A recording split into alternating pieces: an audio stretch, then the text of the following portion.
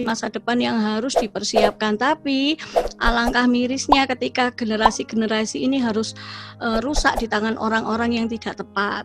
Jadi saya mulai dari tahun 2016 itu tiap tahun saya itu mendampingi satu sekolah, Kak.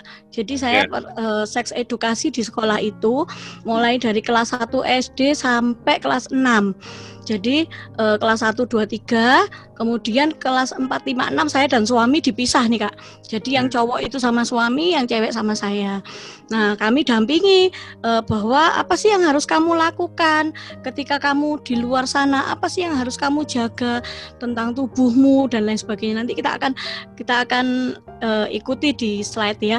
Tapi setelah 3 tahun berturut-turut ternyata guru yang ada di sekolah tersebut justru memanfaatkan kondisi itu dan mengatasnamakan saya. Jadi misalnya begini, sini aku mau periksa bagian tubuhmu yang dalam. Kenapa? Karena kan aku harus tahu, katanya Kak Rizka itu kamu harus percaya sama orang yang lebih dewasa yang bisa bertanggung jawab. Nah, saya kan gurumu, jadi boleh dong saya memeriksanya gitu. Nah, dan itu dilakukan oleh guru tersebut sama anak siswa laki-laki di situ. Nah, karena dia sudah berpikir bahwa oh kata Kak Rizka boleh nih sama guru yang dipercaya. Nah, ini guru ini akhirnya memanfaatkan, dan 1 tahun berlangsung itu ada beberapa korban anak yang sudah dimanfaatkan oleh guru tersebut. Ketahuannya adalah salah satu anak melaporkan kepada kepala sekolah, kok saya dibeginikan ya sama guru ini. Wah, kepala sekolahnya kemudian bingung dan akhirnya mencoba mencari kebenaran, mencari tahu. Kalau kamu tidak mengaku, maka saya akan laporkan. Ternyata akhirnya guru tersebut mengaku, Kak. Mengaku, terus kenapa bawa atas nama Kak Rizka misalkan? Ya karena saya pengen menjadi ini, tapi dia banyak ngelesnya. Cuman akhirnya peristiwa itu tidak dilaporkan kepada yang berwajib ya, karena menyangkut nama baik sekolah mungkin, kemudian karena menyangkut nama baik kepala sekolah dan lain sebagainya. Demikian juga di beberapa SD umum yang lain. Jadi ada sebuah permainan nih Kak Nono, Bapak Ibu yang lain. Jadi ceritanya waktu itu anak kelas 4 SD itu main sweet. Nah, kalau sweet ini cewek cowok harus berlawanan. Kalau sweet yang cewek menang, maka mohon maaf ya karena ini sex abuse prevention. Jadi saya juga sedikit membuka diri, terbuka ya bahasa-bahasa tentang seksualitas.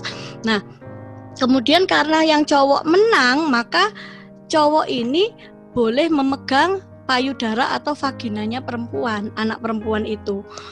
Demikian sebaliknya, ketika ceweknya sweet menang, si cewek ini memegang penisnya si anak laki-laki ini.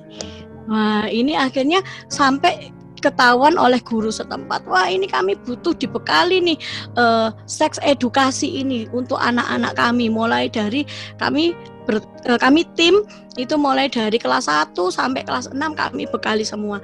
Ternyata di saat pembekalan itu ada yang sering diperlakukan dari keluarganya Kak, dari pamannya, dari tetangganya. Jadi hal-hal itu jadi biasa. Nah, sehingga kenapa kok kami bersama tim, bersama suami juga, ini sangat penting karena anak nggak hanya dibekali ilmu dan pendidikan, tapi lingkungan juga harus mengamankan mereka. Nah, gimana lingkungan mengamankan mereka sementara lingkungan juga memanfaatkan mereka? Sekaranglah saatnya anak-anak harus bisa mengamankan diri mereka sendiri. Nah, dan malam hari ini saya mau share tentang sebentar saya sharekan. Oke. Sudah terlihat, Kak? Lagi loading, sebentar lagi ya. Oke. Wow, ya, sudah oke, Kak. Oke, saya besarkan dulu. Iya. Oke. Nah, di sini adalah pencegahan pelecehan seksual pada anak. Saya akan sedikit memaparkan beberapa materi yang mungkin kita juga pernah dengar ataupun sering dengar, beberapa materi yang ada di slide. Tapi kita harus ulang kembali untuk generasi. Itu yang paling penting di pencegahan pelecehan seksual ini. Kenapa sih? Karena mencegah itu lebih baik daripada mengobati, ya kan? Jadi bagaimana anak-anak itu bisa aman. Oke, pelecehan seksual. Pelecehan seksual itu apa sih? Adalah perilaku pendekatan yang terkait dengan seks yang tidak diinginkan, termasuk permintaan untuk melakukan seks dan perilaku lainnya secara verbal ataupun fisik yang merujuk kepada seksual. Waktu saya bertanya kepada anak-anak, apa sih seks itu? Wah, jawaban mereka bermacam-macam.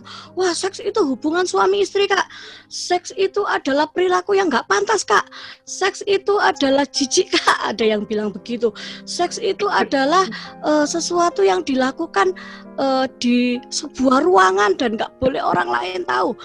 Nah, saya cuma bilang, seks itu sebenarnya adalah jenis kelamin, laki-laki atau perempuan.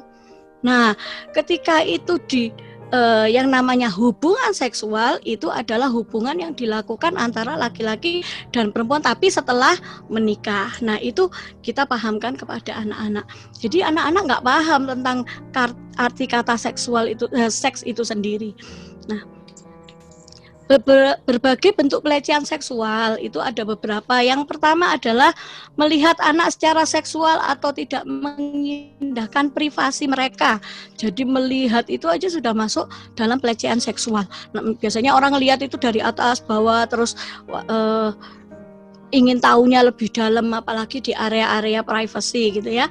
Yang kedua adalah mengekspos seseorang anak kepada pornografi. Ini juga masuk dalam bentuk pelecehan seksual. Memotret atau memfilmkan seorang anak dengan tujuan seksual. Ini sexual grooming ini sekarang juga lagi banyak nih ya. Jadi anak-anak disuruh tidak berpakaian separuh badan, terus dia foto, terus nanti diancam, kalau kamu tidak menunjukkan seluruh tubuhmu nanti akan saya sebar. Nah, akhirnya ditunjukkan tetap akan disebar dan lain sebagainya. Jadi di sini adalah sexual grooming ya. Kemudian yang keempat adalah perilaku atau komentar yang bersifat menganjurkan secara seksual kepada seorang anak. Misalkan ngomong terus atau menyiksa, coba pegang itu payudaranya itu nggak apa-apa itu dan lain sebagainya. Itu termasuk pelecehan seksual. Kemudian pemerkosaan. Nah, ini Tempo 10 Januari 2019 ya. Jadi grafiknya kita bisa ketahui pelecehan fisik itu yang paling tinggi, kemudian pelecehan lisan, pelecehan isyarat, tertulis atau gambar. Nah, ini biasanya orang-orang menggambar gambar-gambar porno di buku gambar atau di bukunya, terus dikasihkan ke lawan jenis atau ke ini, terus diketawain sama-sama, ini masuk ya. Kemudian lingkungan kerja yang tidak bersahabat, ditawari imbalan untuk melakukan hubungan seksual, penyerangan seksual dan lain sebagainya. Ya, ini dari tempo.com.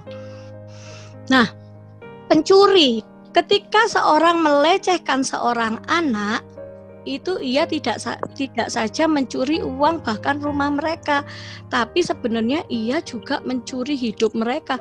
Sama, orang melecehkan seorang anak itu juga sama dengan pencuri uang, karena dia sudah mencuri hidupnya anak-anak. Anak-anak sudah punya rasa ketakutan, trauma dan lain sebagainya. Ya, jadi kasusnya gimana nih Kak? Ya, ketika dia hanya melecehkan, belum melakukan pemerkosaan, dan itu saja dia sudah dianggap sudah melakukan kesalahan, sama dengan seorang pencuri. Oke, mengapa kita harus melakukan perlindungan diri kepada anak-anak kita? Yang pertama adalah karena manusia itu berharga, kita ini berharga, anak-anak itu juga berharga. Kalau kita mau kita sehat di masa yang akan datang, maka kita harus melindungi diri kita, termasuk juga anak-anak. Kalau anak-anak mau menjadi generasi sehat di masa yang akan datang, ya kita harus melakukan perlindungan kepada anak-anak. Perlindungan bukan hanya ngelindungi terus ditaruh di rumah nggak diapa-apain, tidak, tetapi juga mendidik, mengajari mereka bagaimana mereka melindungi diri mereka sendiri ketika bahaya-bahaya itu mengancam. Kemudian yang kedua ya karena Tuhan atau Allah menciptakan mereka dengan tujuan yang baik dan mulia. Mereka punya tujuan diciptakan. Seburuk, nggak sempurna apapun mereka, Tuhan pasti menciptakan anak-anak ini dengan sebuah tujuan. Dan tentu mereka tiba atau tinggal atau diam atau lahir di tempat atau di keluarga yang tepat. Jadi tidak salah, mereka ada di mana saja. Wah lale kowe kok cek nakal iki, anake sopo, aku mbiyen kok gak pengen anak koyo gini, dan atau aduh nak kamu kok nakal banget, ini anaknya siapa, saya sebenarnya nggak pengen anak saya demikian, tapi kok sekarang jadi begini. Nah itu ya semua kembali lagi ke kita harus mendidik mereka, harus mengajar mereka. Nah oke, saya mau tanya nih, kakak sekalian, bapak ibu sekalian, kira-kira kalau saya bertanya apakah diri kita ini berharga, ada yang bisa menjawab? Silakan Bapak Ibu bisa langsung. Ya, harga Kak. Ya, Dengan pastinya. siapa tadi yang menjawab? Vanli dari Vanli. Oh, Kak Vanli ya. Oke. Ya, Vanli. Ya, apakah kakak berharga? Dirinya kakak ini berharga? Berharga sekali. Oke, sekarang saya tanya berapa harga dirinya kakak nih? Wah. Kalau saya mau beli, bisa dibayar. Kalau saya mau beli, kira-kira harga dirinya kakak berapa? Nggak bisa dibayar. Kalau saya kebetulan dari Kristen, itu diajarkan memang hidup kita berharga. Seantero dunia saja nggak bisa bayar harga diri kita. Oh gitu. Oke. Berarti berharga sekali gitu ya. Tapi kalau mau dirupiahkan kita mau tahu ya Kak. Ini penelitian. Iya. Pernah dengar. Iya, Profesor Harold Morowitz itu berkata bahwa harga manusia jika dilihat hanya dari zat kimia yang menyusun, maka didapat angka hemoglobinnya itu $285 per gram, insulin 47,50 per gram, tripsin $36 per gram dan lain sebagainya. Kalau dari zat kimia ini saja ditotalkan itu ketemunya sekian. Wow. Kalau dirupiahkan ya, ketemunya sekian. Waduh. Berapa itu ya, Kak? 8.100 triliun rupiah Kak. Zat kimia yang ada dalam tubuh kita. Kalau dirupiahkan itu sekian. 8.100 triliun rupiah. Jadi zat kimia saja ya, misalnya hemoglobin, insulin, tripsin, air keringet, kemudian air seni dan lain sebagainya, itu kalau dirupiahkan sekian harganya nih. Nah, otomatis diri kita ini berharga dong. Tapi ada skalanya, orang-orang itu tidak memandang dirinya berharga. Mereka sekedar semaunya memberikan dirinya kepada orang lain, asal bahagia, atau asal asal tidak kesepian dan lain sebagainya. Nah, anak-anak ini juga begitu. Kita bisa melihat di mana anak-anak ini bertumbuh. Apakah mereka bertumbuh di keluarga yang baik-baik saja, atau mereka bisa bertumbuh di keluarga yang misalkan dari keluarga broken home, atau dari keluarga yang selalu melakukan kekerasan fisik dan lain sebagainya, sehingga mereka merasa diri mereka ini kesepian, mereka merasa tidak berharga, tidak diterima, tidak dicintai. Nah, ketika masyarakat, ketika dunia tiba-tiba orang-orang di sekitarnya tiba-tiba mengambil alih cinta itu, dibilang saya itu suka kok sama kamu, saya sayang kok, saya akan bertanggung jawab, maka secara tidak langsung ya anak ini akan dengan gampangnya memberikan dirinya, karena dia merasa dia dicintai, tanpa dia melihat bahwa dirinya ini sebenarnya berharga. Nah, ini yang kita baru ketahui ya. Kemudian pelecehan seksual pada anak masih terjadi hingga sekarang. Nah, tujuan kita ini memberikan yang ini tadi ayah ibu, ayah bunda, bapak papa mama, kakak kakak bisa berikan kepada anak-anak sih pemaparan ini. Kenapa sih ya? Mereka harus tahu bahwa diri mereka berharga dan agar kita bisa memberi edukasi kepada mereka. Mungkin TOT lah ke anak-anak. Oh iya, ayo gimana? Menurutmu kamu berharganya seberapa dan lain sebagainya. Itu ya. Nah, pelecehan ini sering terjadi faktanya di mana? Satu, itu lebih banyak di keluarga. Dua, di lingkungan, sekolah dan masyarakat. Saya ada pernah beberapa anak itu tiba-tiba ngomong sama saya, Kak, saya ini nggak bisa nolak. Saya ini kalau disuruh itu seakan-akan saya harus melakukan, karena kalau tidak saya akan dipukuli dan lain sebagainya. Loh, kamu emang disuruh apa? Saya disuruh megang payudaranya anak-anak perempuan. Saya disuruh bukain rok-roknya anak perempuan. Loh, terus kenapa kamu nggak menolak? Iya, Kak, kalau enggak nanti saya akan dicegat tuh di lapangan belakang setelah pulang sekolah. Saya takut, Kak. Nah, mereka nggak bisa. Terus kenapa kamu nggak cerita ke gurumu dan lain sebagainya? Saya sudah pernah cerita, Kak, tapi saya nggak dipercaya. Nah, itu ya intinya, kita harus bisa menjadi pendengar juga buat anak-anak. Nah, pelakunya siapa aja? Pelakunya sebenarnya adalah orang-orang terdekat anak, keluarga, guru, teman. Terus yang kedua adalah predator seksual, itu di media sosial yang saat ini juga berkembang, dan orang-orang di sekitar kita yang mengambil sebuah kesempatan. Oke, nanti kita akan paparkan lagi. Nih, kasus-kasus yang terjadi. Dihamili, dibawa kabur, kisah Florencia Wijaya ini ya yang baru saja terjadi, kini diselidiki Polres Jabar. Ketemunya di Sukabumi waktu itu. Si Floren ini dipacari dari umur 11 tahun. Dia dipacari sama papanya temennya. Akhirnya dia dibawa pergi sama papanya temannya ini yang Wawan ini, dan ternyata dia melahirkan seorang bayi.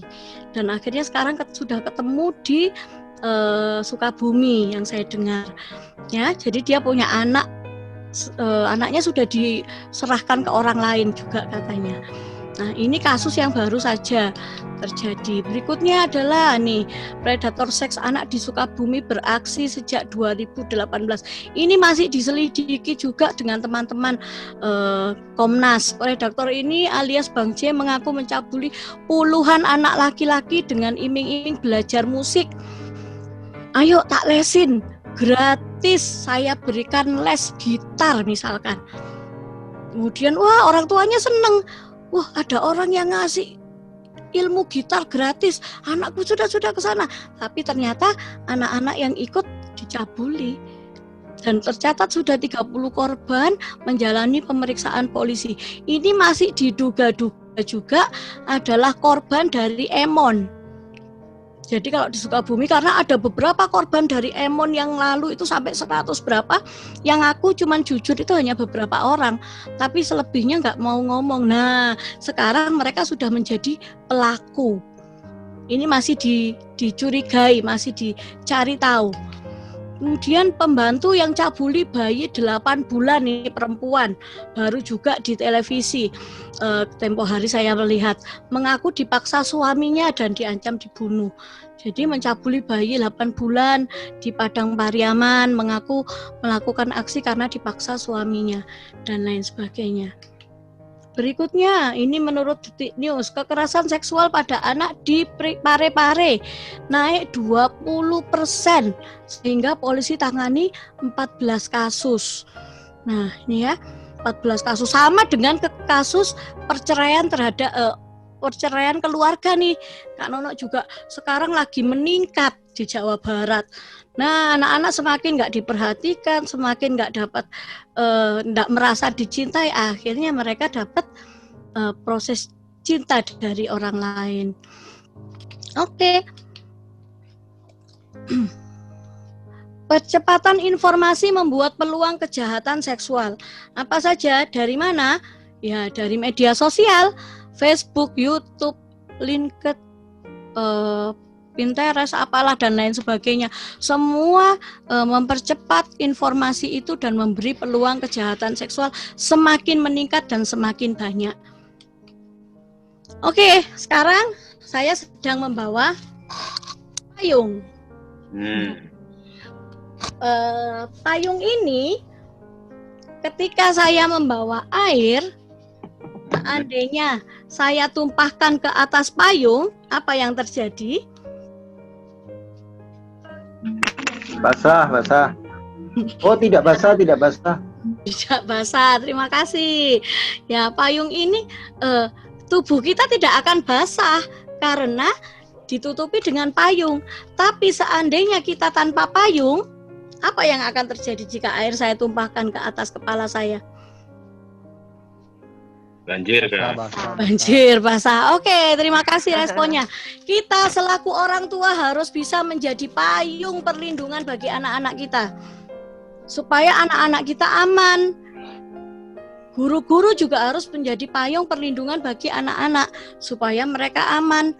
Karena apa? Banyak orang yang memanfaatkan, banyak orang yang melakukan hal-hal yang buruk di luar sana. Oke, caranya bagaimana? Nah, yang pertama ini orang tua harus menjadi sumber informasi dan perlindungan utama. Saya mengajarkan kepada anak saya untuk mandi di dalam kamar mandi dan tidak keluar kamar mandi itu sejak umur 1,5 tahun. Jadi 1,5 tahun saya tidak membiarkan anak saya berkeliaran tanpa pakaian. Entah itu dia jalan keluar, sejak dia bisa berjalan 13 bulan itu anak saya berjalan. Nah, otomatis 1,5 tahun ini saya mulai menerapkan bahwa kamu harus mandi, persiapan pakaian juga di kamar mandi. Kita orang tua ini keluar sudah harus berpakaian lengkap.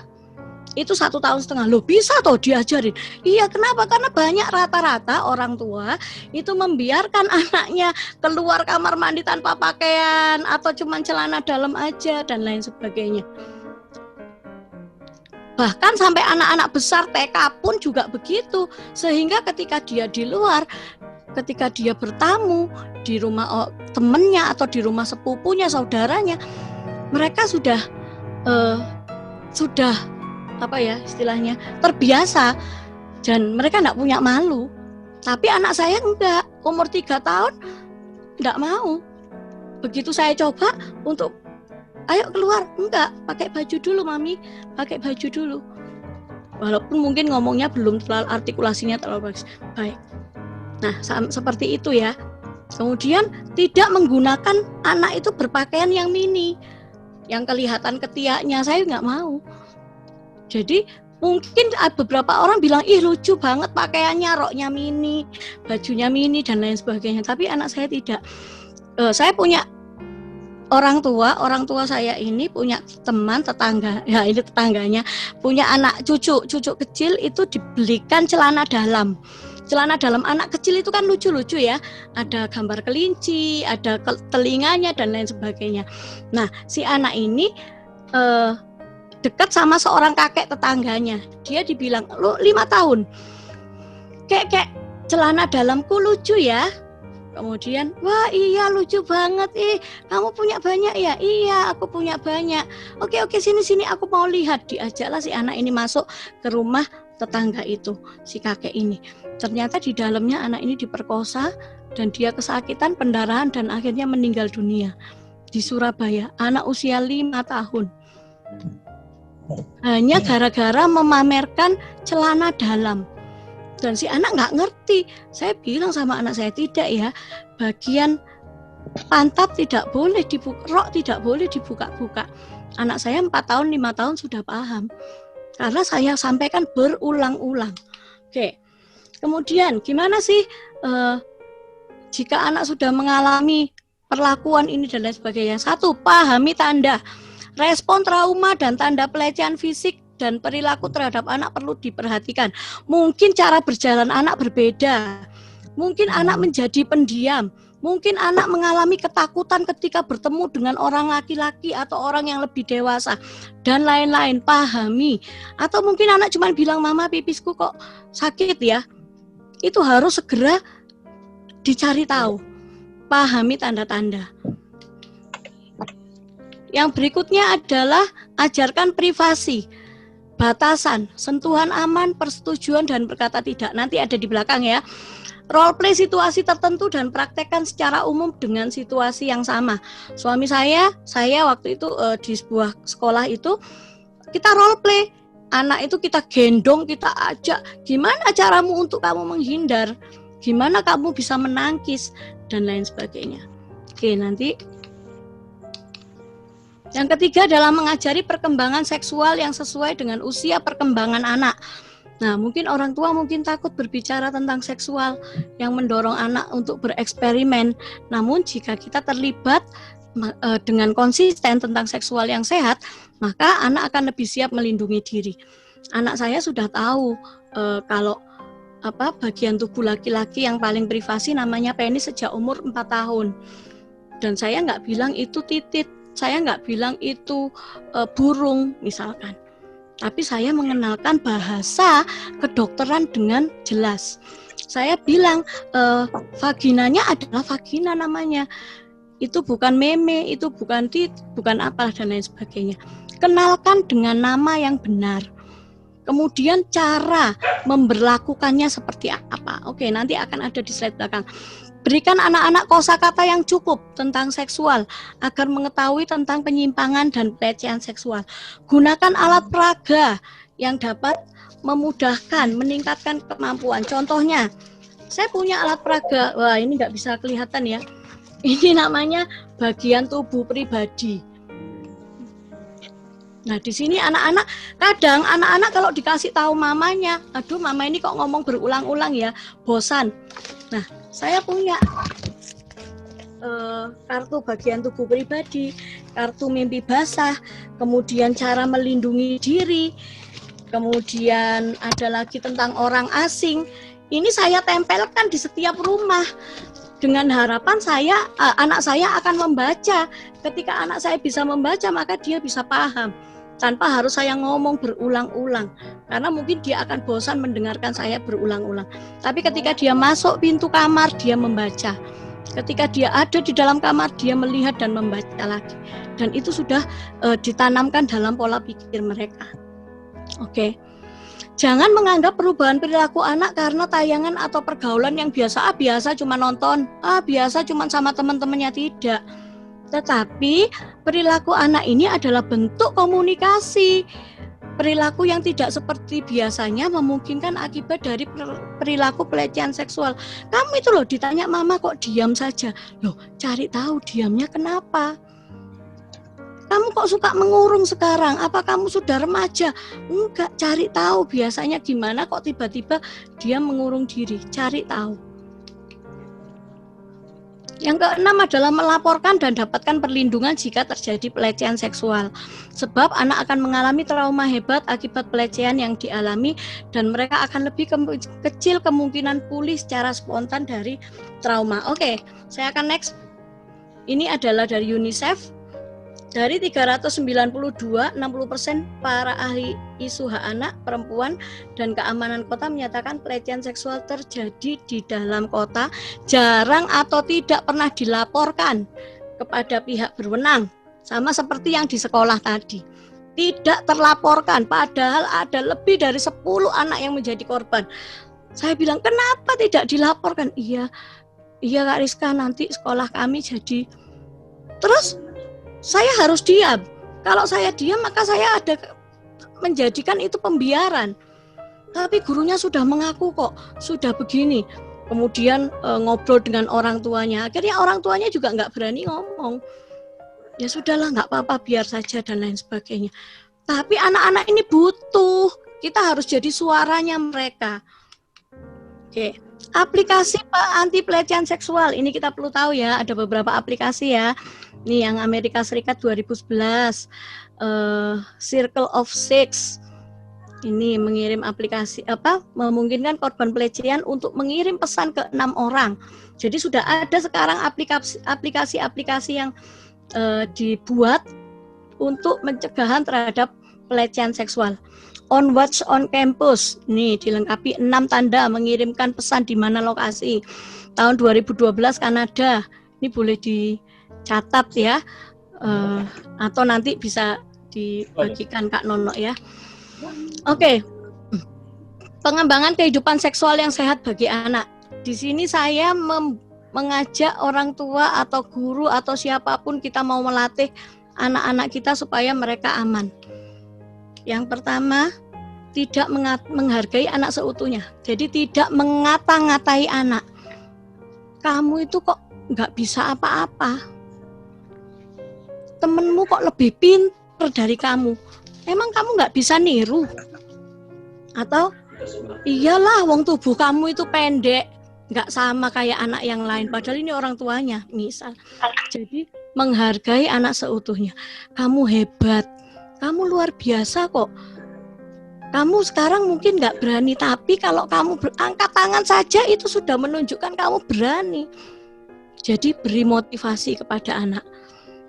Yang kedua, ruangan dan lingkungan aman. Kita harus pastikan anak-anak ini aman bersama dengan siapa, ruangannya bagaimana, lingkungan yang mendukungnya bagaimana.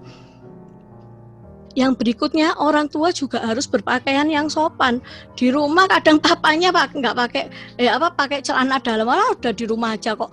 Mamanya juga tiba-tiba keluar kamar mandi tanpa baju, malah wong di rumah aja. Tidak, kita harus melatih, mengajari apa yang kita katakan kita lakukan, apa yang kita lakukan kita katakan.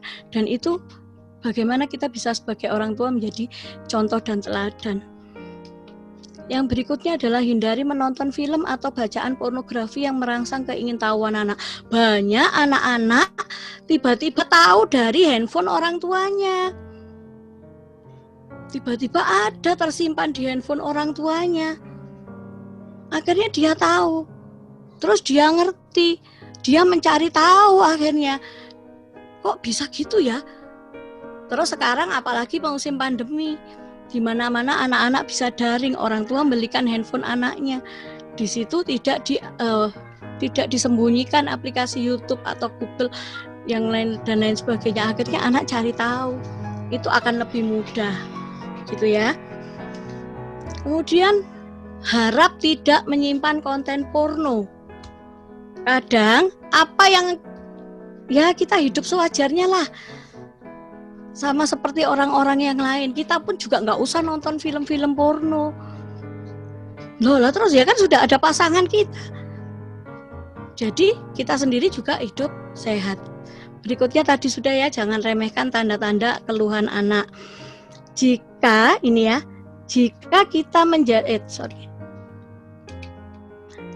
kita seorang guru ataupun orang tua ataupun yang lain membantu anak di toilet, usahakan jenis kelamin yang sama, tapi jangan hanya berdua saja. Karena sekarang hampir sama. Laki-laki juga memperkosa laki-laki, sodomi dan lain sebagainya. Oke, remaja. Apa sih remaja? Ya, masa periode tumpang tindih antara tahun akhir anak-anak dan tahun remaja. Oke, akibatnya apa? Perubahan puber pada sikap dan perilaku, kita sudah tahu. Nah, remaja sangat rentan. Kenapa? Satu, fisik berubah, mulai tumbuh yang namanya, sebentar, saya punya boneka di sini. Nah, mulai tumbuh nih kalian yang sudah mau remaja, kelas 5 SD, ya. Biasanya kalian akan tumbuh di bagian dada. Ini saya berikan kepada anak perempuan. Nah, ini adalah payudara di sini. Nah, ini bisa dilepas. Nah, saya punya boneka seks edukasi. Kalian akan mulai bertumbuh nih payudaranya. Nah, ini harus ditutupin. Kelihatan nggak? Tidak, karena kakak share screen. Oh, oke.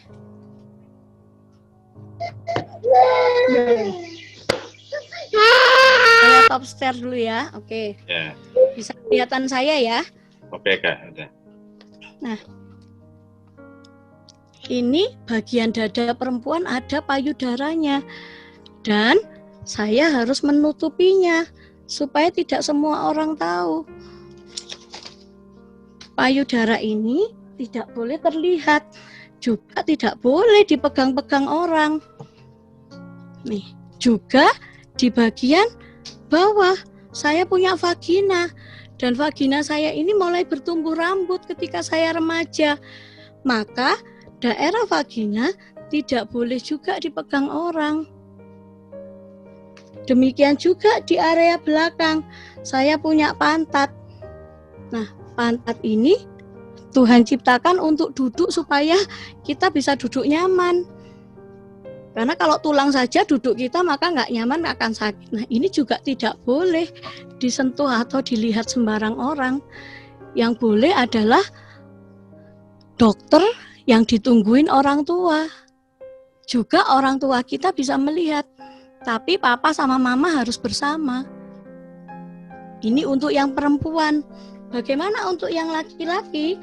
Untuk yang laki-laki juga sama. Nah, ada juga loh sama seperti perempuan. Hati-hati, mulut juga tidak boleh sembarangan orang pegang, orang sentuh, orang cium. Kemudian di area dada juga tidak boleh, ini harus ditutup. Kemudian kalau berenang ini boleh, tidak boleh orang asal sembarangan pegang juga. Kemudian di area penis juga tidak boleh. Penis ini harus dilindungi. Nah, ini bisa dilepas. Misalnya, waktu remaja boleh, ini ada tumbuh rambut dan ini harus ditutup. Tidak boleh sembarangan orang memegang. Juga di area pantat. Sama.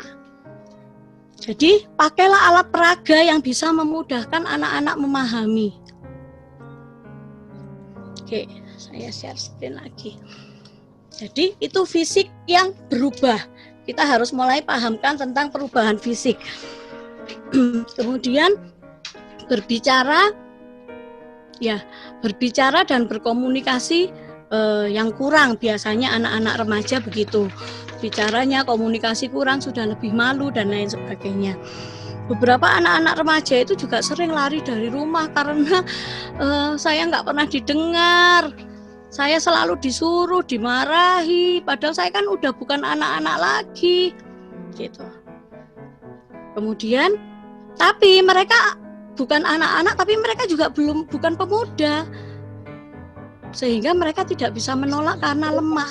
Orang-orang di luar tahu kelemahan mereka. Ya, oke, saya lanjutkan. Nah, masalah dan apa yang harus kita lakukan? 1, kita harus bedakan publik dan pribadi. Anak-anak harus bisa membedakan aktivitas yang dilakukan di publik atau pribadi. Jadi kalau di tempat publik ya mereka harus bisa misalnya berpakaian yang sopan, antri dan lain sebagainya. Kalau di tempat pribadi di kamar mandi ya harus ditutup, ganti baju di kamar mandi atau di kamar dan lain sebagainya. Latihan sebagai bentuk rutinitas, pahamkan kata malu, sopan nggak sopan, duduk seperti itu. Anak perempuan duduk baik, kaki turun. Nah, itu saya pahamkan anak saya sejak dari kelas TKB untuk mulai duduk baik. Sikap duduk yang baik, laki-laki juga hampir sama. Kemudian penanganan tadi ya, visualkan batasan, bisa dengan gambar, bisa dengan social story yang tadi saya bawa. Ini tadi 20 cara melindungi diri, ini tinggal kita tempel. Terus lakukan berulang-ulang, konsisten, harus diomongkan berulang. Sudah Kak sampai bosan. Terus, karena ini adalah keamanan. Kenapa? Karena di luar sana orang juga melakukan berulang-ulang. Ayolah, nggak apa-apa. Enggak kok, nggak hamil kok. Sedikit aja. Kan cuma cium aja. Kan cuma pegang. Nggak apa-apa lah. Lepas sedikit, dan lain sebagainya. Ya, mereka melakukan berulang-ulang. Sesuatu yang dikatakan berulang-ulang walaupun nggak benar akan menjadi kebenaran. Itu yang bahaya. Oke, sopan santun. Cara duduk, cara berpakaian sudah ya. Penanganan tadi, menutup bagian pribadi. Aktivitas kamar mandi harus selesai dengan di kamar mandi. Atur jarak 1 rentang tangan saat berbicara dengan orang. Jadi tidak boleh berbicara terlalu dekat, sama seperti sekarang ya, physical distancing itu kan 1 meter. Ini juga atur jarak saat berbicara dengan orang. Jika masalah di anak-anak tidak terselesaikan dengan baik, maka mereka akan rentan pelecehan seksual. Nah, gimana nih Kak caranya? 1, ajari. Kalau ayah bunda, papa mama punya anak cowok umur 9, 8, 9, 10 tahun boleh kok mandi bersama anak-anak. Kenalkan tubuhnya dari ujung rambut sampai ujung kaki. Kenalkan fungsinya, mata untuk melihat, hidung untuk mencium, mulut untuk berbicara, tangan untuk memegang yang baik. Kemudian kaki untuk berjalan, penis itu untuk buang air kecil, pantat anus itu untuk buang air besar, itu yang dibuang kotoran. Mulut untuk berbicara. Jadi fungsinya, kenalkan tubuh, kemudian kenalkan fungsinya. Perempuan juga begitu. Nih, melabel anggota tubuh laki-laki dan perempuan semua di labeling fungsinya. Jadi kalau sudah nggak ada fungsinya, misalnya ada orang mulai pegang payudaranya, tidak, ini sudah tidak berfungsi dengan baik. Misalkan begitu. Atau mulai ada orang dewasa mau mencium anak, stop, ini sudah tidak berfungsi lagi dengan baik. Kenapa? Ya karena saya masih anak-anak, saya masih belum menikah, saya masih, nah itu kenalkan, jangan sampai dia juga punya pemikiran, oh ini nggak baik, sampai dia menikah juga nggak baik, jangan. Oke, berikutnya masuk toilet sesuai jenis kelamin, ajarkan sejak anak kelas 1 SD. Jadi anak laki-laki nggak boleh ikut mamahnya ke toilet perempuan. Jadi sama papanya.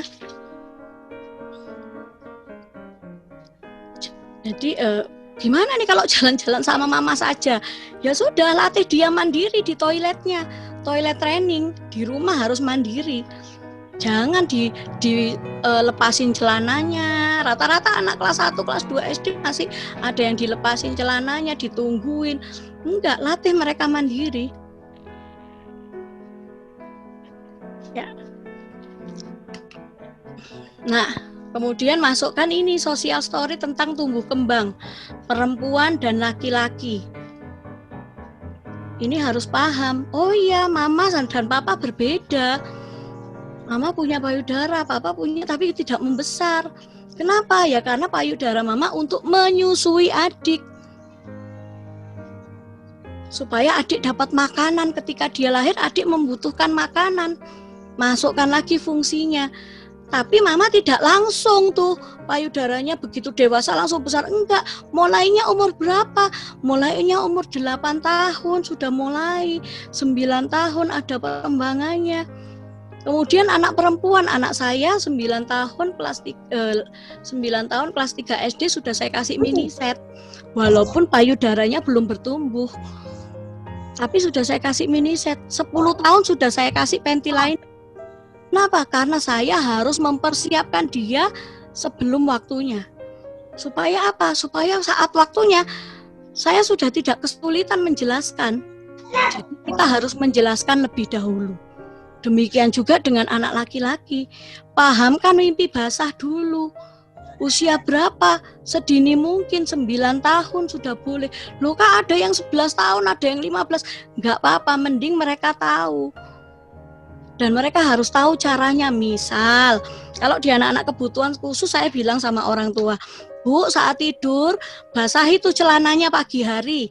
Begitu dia bangun, celananya basah. Ya, tapi itu bukan ngompol ya. Mungkin kamu mimpi basah, ayo cepet cuci celana. Ajarin anak-anak cuci celana dalam, cuci celana pendek. Besoknya lagi kasih lagi tuh. Kemudian nextnya kasih tambahin dengan tepung kanji. Taruh di celananya. Loh, kenapa kok celana saya sekarang jadi berlendir? Ya, itu namanya adalah sperma. Tepung tapioka bisa, tepung kanji bisa. Nah, ini namanya sperma. Nanti kakak akan ada waktunya seperti ini. Nah, biasanya ngajari sama papahnya dong. Papahnya yang lebih tahu. Oke, sekarang cuci celana ya, Kak. Kakaknya harus cuci celana. Jadi next waktu dia mengalami mimpi basah, dia tahu tanpa harus teriak-teriak. Ada yang anak teriak-teriak, mama, kenapa ini celanaku begini, kok aku sekarang seperti ini? Jadi ketakutan. Padahal itu adalah waktu dia mimpi basah. Jadi kita berikan pemahaman. Oke. Berikutnya adalah tentang menjaga tubuh. Bagaimana menjaga tubuh? Tadi menjaga tubuh, menjaga bagian pribadi. Bagian privasi kenalkan, 1 ketiak, payudara, penis, vagina, pantat, dan lain sebagainya. Media dengan boneka tadi bisa ya. Kemudian mengenali bagian tubuh yang pribadi, fungsinya. Kalau tadi mata untuk ini, sekarang masuk ke pribadi yang fungsinya. Mulut itu untuk bicara. Kalau cium-cium, jadi papa mama sudah mulai nggak boleh cium bibir anak, itu sejak umur 3-4 tahun sudah jangan. Biasanya tuh mau apa, kiss dulu, cium bibir, kiss dulu. Enggak, sekarang itu orang dewasa itu banyak kuman loh kadang-kadang mulutnya. Nah, anak-anak kita ini steril, anak-anak kita sehat, tiba-tiba bisa tertular dari mulutnya orang tua. Makanya kenapa harus gosok gigi, harus ini dan lain sebagainya. Nah, jadi kalau kita mau menjaga anak-anak kita lebih aman, ya kita sendiri harus melakukannya dengan aman juga. Jadi latihkan fungsi bagian pribadi. Yang tadi saya bilang ya, payudara untuk menyusui, pantat ini untuk duduk supaya kita bisa lebih aman duduknya dan lain sebagainya. Nah, merawat diri itu penting. Kenapa? Kenapa penting? Ini merawat diri mulai gosok gigi, keramas, gunting kuku, menyisir rambut, dan lain sebagainya. Termasuk kalau kamu sudah remaja, kamu juga harus merawat diri. Makan makanan sehat, berolahraga, tidak merokok, supaya kamu bisa happy. Nih. Dan semua itu baik. Jadi jelaskan, sehat itu nggak hanya sekedar ini semua, tapi hubungan keluarga juga harus sehat. Ini tentang merawat tubuh. Dimulai dari kapan? Mulai sedini mungkin. 2 tahun anak sudah paham, mulai kenalkan. Lebih baik kita mengenalkan sedini mungkin daripada pas waktunya sudah terlambat. Karena merawat diri itu bisa membuat kita bahagia dan sehat. Oke, saya lanjut. Memberi segala kebutuhan dasar. Nah, misalnya keperluanmu apa? Olahraga, ya kita berikan olahraga. Keperluanmu belajar menyenangkan. Keperluanmu apa? Wah, karena kamu sudah terlalu gemuk, kamu harus diet nih. Nah, untuk supaya badanmu sehat, kalau ada masalah kendala, kamu pergi ke dokter. Penuhi kebutuhan dasar mereka. Gali potensi, bertindak dan berpikir positif supaya mereka tidak berpikir hal-hal yang berhubungan dengan seksual. Cari tahu teman mereka. Teman mereka itu baik atau yang... Nah, ini kita harus tahu lingkungan yang aman buat anak-anak kita. Beberapa anak juga suka bermasturbasi. Wah, ada loh kata dokter itu masturbasi itu enggak apa-apa buat sehat. Tapi itu masuk lagi fantasi.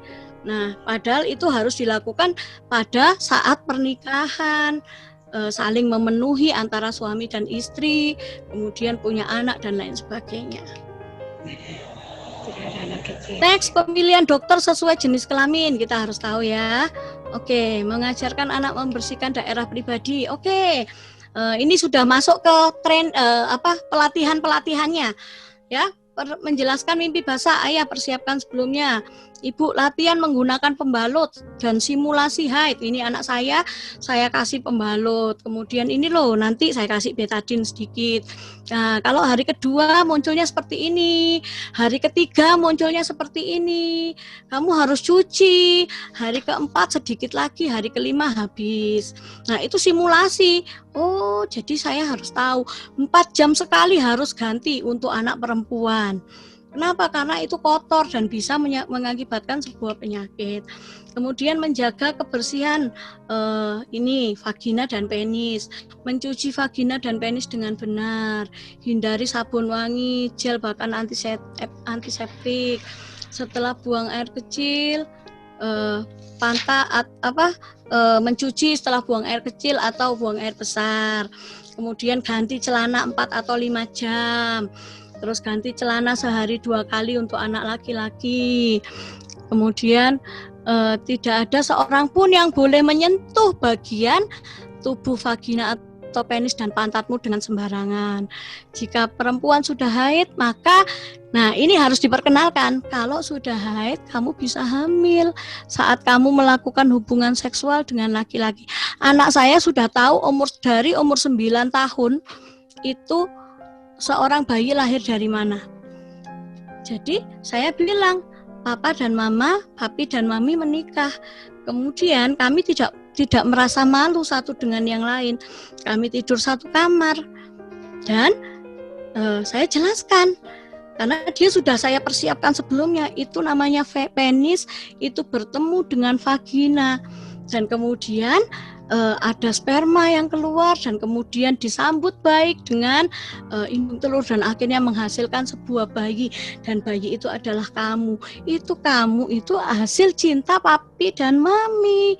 Ketika kami menjadi bahagia, kami saling mencintai, kami punya hasilnya, yaitu buktinya, yaitu siapa? Ya kamu. Terus gimana loh Mi, kalau ada orang yang ternyata nggak menikah, umur masih muda kok sudah punya anak? Berarti itu kan juga hasil cinta. Oh tidak. Setiap manusia yang sudah haid itu bisa hamil ketika melakukan hubungan seksual dan laki-laki. Tidak harus mencintai. Ada yang dipaksa, ada yang disuntik obat, ada yang merasa nggak senang. Ya hasilnya pun akan nggak senang. Anak itu akan ditolak, anak itu akan istilahnya dibuang dan lain sebagainya. Kamu tahu kan anak-anak yang dibuang di kali, di got, atau yang orang tua menggugurkan kandungan. Nah itu kita berikan pemahaman. Berita-berita nggak apa-apa mereka lihat, tapi kita dampingi. Ya, kemudian yang berikutnya adalah batasan. Nah ini jenis kekerasan dan pelaku kekerasan seksual pada anak usia 13 sampai 17, ini prosentasenya ya di indonesiabaik.id. Oke, teman sebaya itu berapa persen, orang nggak dikenal berapa persen, keluarga itu berapa persen, pasangan ini yang lebih pasangan ini berapa persen, teman sebaya ini lebih banyak.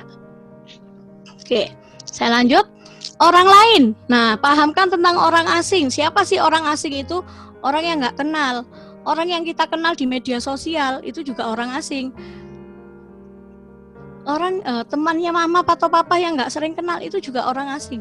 Itu tidak boleh sembarangan melihat dan menyentuh tubuh, baik kamu ke orang lain ataupun orang lain terhadap dirimu. Tuh. Kemudian pahamkan juga. So kalau ada yang begitu gimana? Tangkis. Kalau sudah nangkis lari. Nah, lari hati-hati, jalanan sepi.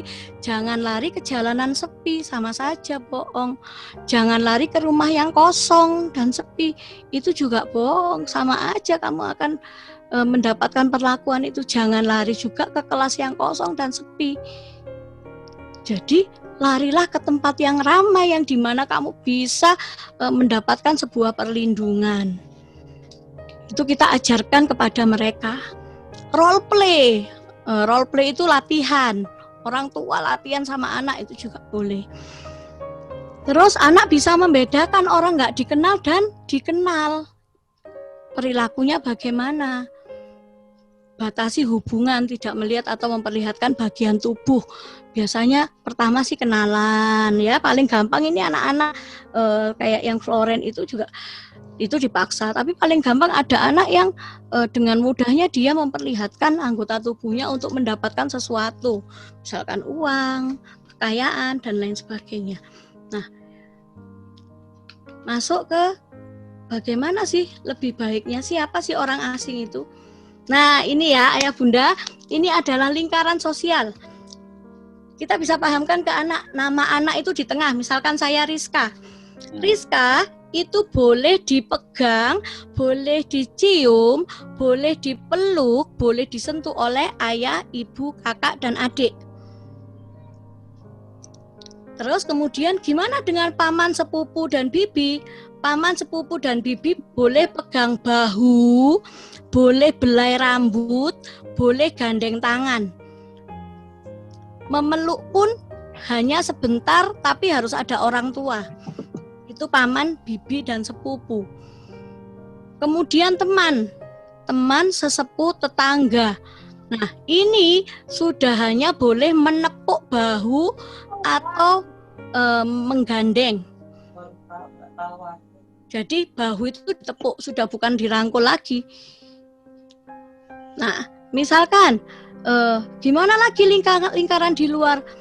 Ada teman sekolah, ada terapis, misalnya terapis ini untuk anak-anak special need yang butuh terapi, atau ada guru les atau guru sekolah. Wah, ini sudah nggak boleh, cium-cium nggak boleh. TK pun saya sudah bilang, untuk anak TK tolong jangan diciumin, baik itu pipi maupun apa. Loh, saya lucu loh anaknya, sayang karena kita sayang. Sudah tidak. Orang tua juga berhak berkata bahwa tidak, saya tidak ingin anak saya dicium. Hanya say hello aja, tos misalkan, atau bersalaman, selesai. Bagaimana dengan orang? Nah, terus kemudian ada lagi lingkaran di luar. Lingkaran di luar ini baru orang asing, pedagang, penjual bakso, penjual jamu, dan lain sebagainya. Saya punya teman, keponakannya itu dilecehin sama penjual jamu karena dia terlalu polos. Jadi waktu dia lagi jual jamu laki-laki, dia dipegang bahunya. Jangan loh, dipegang lagi.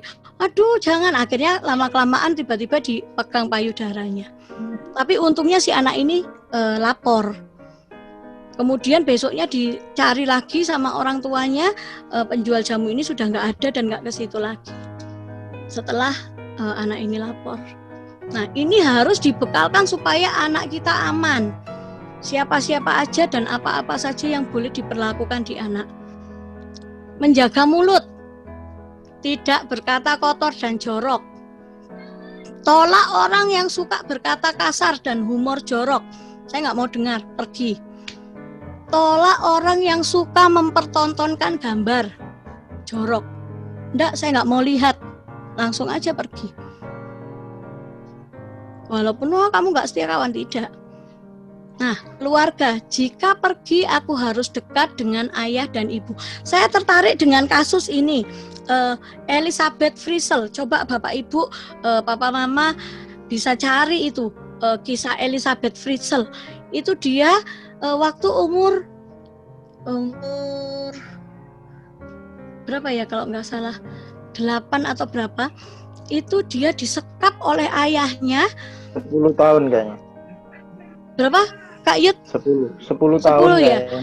Iya, dia disekap selama 34 tahun. Jadi sekarang umurnya sekitar 54 dikurangi 34 tahun. 37 tahun, sorry. Nah, itu dia disekap, bukan 10 tahun, usia 16-17 tahun. Jadi waktu itu dia mau kuliah kok.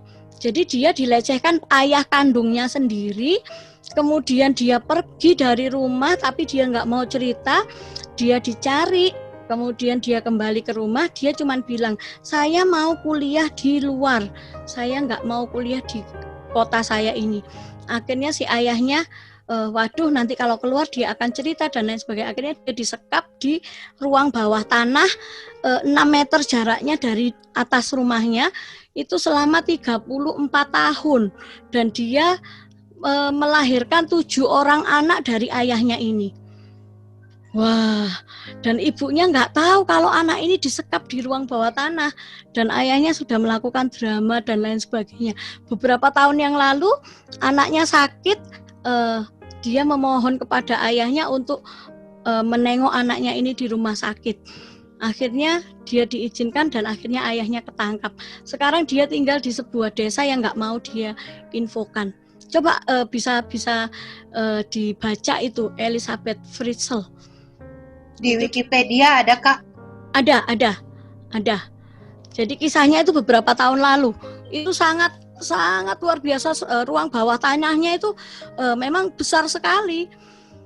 Dan di situ dia merasa ketakutan ketika tiba-tiba ayahnya datang. Ayahnya datang itu turun ke bawah seminggu 3 kali. Dan ibunya merasa ayahnya ini orang pekerja keras, orang yang suka bekerja mencari uang. Tapi ternyata justru ke bawah itu memperkosa anaknya. Ibunya sangat-sangat menyesal. Dan saya kemarin sempat, Udah saya chat di chat room Kak Rizka itu linknya ada. Sudah ya. Ya, oke. Terima kasih Kak Iyut. Oke. Nah itu ya, itu incest, di mana anak menjadi korban pelecehan dari orang tuanya sendiri. Dan itu banyak terjadi kalau kita lihat berita-berita di TV. Itu juga ada yang incest. Nah, oke. Nah, akhirnya nih, Mas. Kenalkan pada anak, orang tua, papa dan mama. Foto tugas masing-masing orang tua, perannya apa, bapaknya itu perannya apa, ibunya perannya apa. Jadi ketika itu sudah di luar peran, anak harus sudah bisa menghindar. Siapapun itu, walaupun itu orang tuanya sendiri. Ya. Kemudian kenalkan orang-orang terdekat. Siapa saja sih orang-orang terdekatmu? Perannya apa? Fungsinya terhadap dirimu apa? Kemudian kenalkan orang asing. Ini penjual, teman dari papa mama, orang nggak dikenal dan lain sebagainya. Ini juga harus dikenalkan. Oke. Nah, orang asing ini slide mau habis ya. Orang asing bisa jadi perempuan juga laki-laki. Kita harus pahamkan. Jangan menerima pemberian apapun dari orang asing. Entah itu permen, anak-anak ini tergiur mainan, permen, uang dan lain sebagainya. Tidak, ini bohong. Ada orang yang baik, ada orang yang jahat. Ada orang yang jahat tapi berpura-pura baik. Apakah orang asing baik? Orang asing bisa saja berperilaku baik, tapi mereka juga bisa mempunyai maksud untuk menyakitimu. Orang asing itu berbahaya loh. Nah, ini anak sudah harus bisa memahami. Rata-rata anak sulit memahami perilaku baik dan buruk. Jadi mereka nggak tahu, mereka hanya imitasi, hanya niru temennya. Makanya kadang pergaulan yang buruk itu merusakkan kebiasaan yang baik. Kebiasaan yang sudah ditanamkan di rumah dengan baik terkadang jadi buruk karena pergaulan. Apalagi yang kebiasaan di rumah jadi sudah buruk, wah itu ya lebih bahaya lagi. Oke? Nah, pahamkan sentuhan nih, area hijau ini adalah area yang aman. Area orange itu tangan, ini adalah area yang membingungkan. Dan area merah ini adalah area yang buruk. Ini kita harus pahamkan tentang sentuhan. Ada 3 area. Pornografi merusak otak. Oke. Saya lanjutkan. Sentuhan baik. Menyentuh dari bahu ke atas. Menyentuh dari lutut ke bawah. Sentuhan ini kasih sayang orang lain. Kasih sayang dari orang lain, yaitu orang tua. Membelai kepala, menyubit pipi, menyentuh dahu. Dan itu menyenangkan. Sentuhan baik di mana sentuhan itu membuat kamu senang. Itu sentuhan baik. Membuat kamu bangga. Sentuhan buruk, bila seorang menyentuh bagian tubuh yang tertutup, pakaian atau pakaian renang. Mulut tidak boleh disentuh. Sentuhan buruk ini sentuhan yang membuat kamu tidak nyaman. Berikutnya sentuhan yang membingungkan. Sentuhan yang dilakukan di arah bawah bahu, tangan. Mulailah tangan meraba-raba. Area kemaluan sampai paha. Itu sentuhan membingungkan. Saya kemana-mana, ini adalah kalung perlindungan anak. Nanti saya tunjukkan.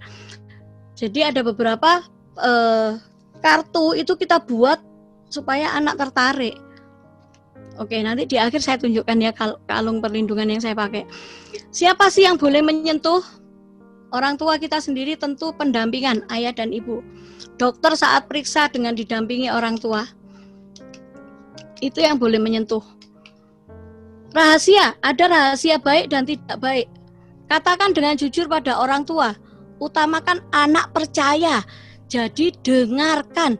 Orang tua harus belajar mendengar anak. Mendengar apa yang mereka katakan. Yang kedua, percaya dulu.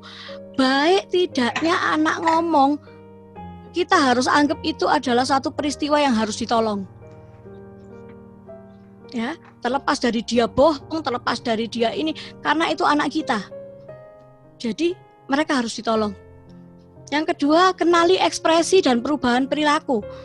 Kalau mereka mau nangis, mereka mau teriak, mereka mau marah, nggak apa-apa, silahkan marah. Kamu marah, boleh kok. Tenangkan dulu, baru kemudian tanya, kenapa kamu marah? Apa yang menyebabkan kamu jadi marah? Nangis, oke, tenangkan dulu. Baru kemudian tanya, dengarkan. Kalau mereka nggak bisa, nah itu kita bisa bawa nih, kita bisa konsultasikan ke Komisi Perempuan dan Anak. Pasti sudah ada konseling anaknya di sana. Rata-rata, aduh orang tua terlalu mencerca misalkan. Oke, mama papa mau bawa kamu ke sini ya, supaya bisa ditanya. Mereka punya cara. Apa yang harus dilakukan apabila orang mengganggu? 1, berkata tidak. I say no. Tidak. Begitu dia mau dipegang, no, tidak. Pandang mata orang itu dan bilang tidak. Kalau dia masih memaksa,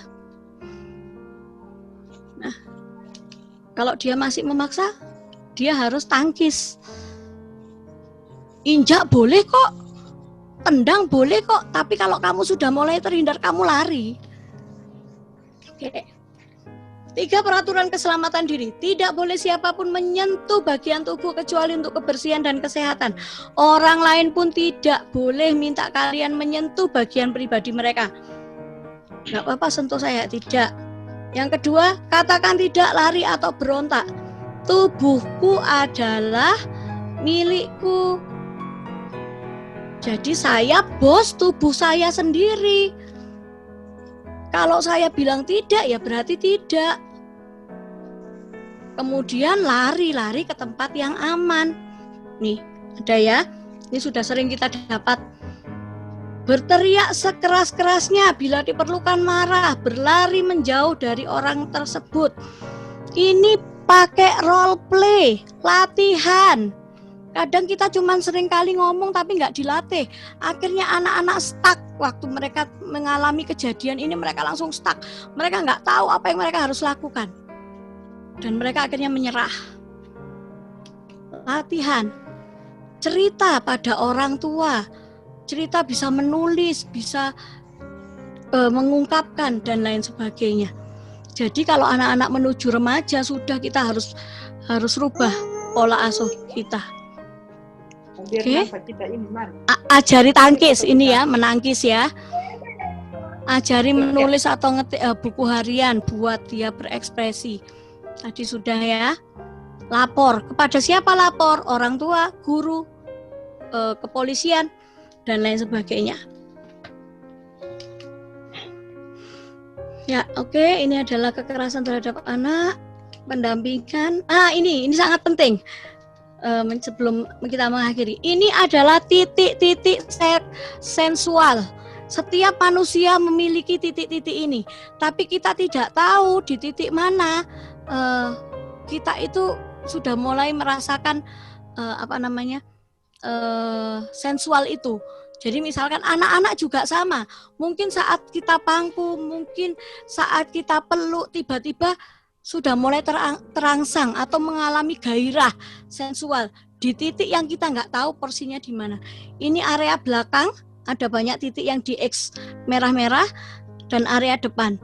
Ini saya dapat dari seminar perlindungan anak, seminar seks edukasi di Jogja tahun 2011. Saya foto, jadi saya nggak dapat filenya dengan jelas. Cuman ini kita tahu mana yang dicoret-coret merah. Ini adalah titik-titik gairah seksual, ya. Setiap orang ada. Oke. Tadi ini sudah. Pantau lingkungan anak. Ada anak yang dilecehkan oleh sopirnya sendiri. Ada anak yang dilecehkan oleh pembantunya sendiri kemarin yang di TV. Bayangin 8 bulan itu masih bayi, balita, bawah 1 tahun lagi.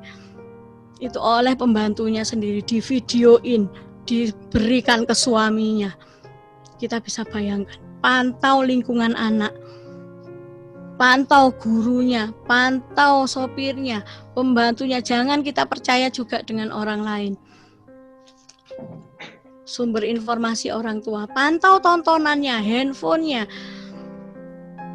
Nggak apa-apa, nggak nyaman, tapi anak kita aman. Nah, oke, Tuhan menciptakan mereka dengan tujuan masing-masing, dan tugas kita mendampingi, menggali, menjaga, dan mengantarkan mereka sampai mandiri. Terima kasih.